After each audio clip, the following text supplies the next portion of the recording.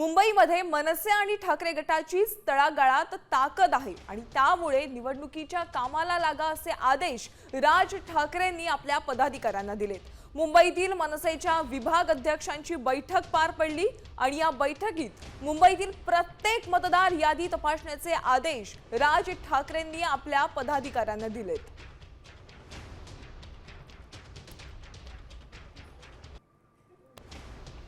तर राज ठाकरेंनी काय आदेश दिलेत पाहूयात। मनसे गटाध्यक्षांसह इतर पदाधिकाऱ्यांनी विशेष जबाबदारी घेऊन निवडणुकीच्या कामाला लागा, प्रत्येक मतदार यादी तपासण्याचे आदेश त्यांनी दिलेले आहेत।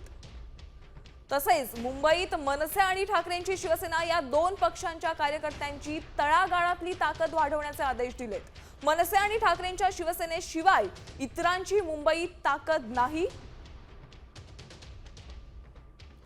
तर एक महत्त्वाची बातमी पाहतोय, मुंबईमध्ये मनसे आणि ठाकरे गटाची तळागाळात ताकद वाढवण्याचे आदेश मनसे अध्यक्ष राज ठाकरेंनी आपल्या पदाधिकाऱ्यांना दिलेले आहेत। या बैठकीत मुंबईतील प्रत्येक मतदार यादी तपासण्याचे आदेशही त्यांनी दिलेत।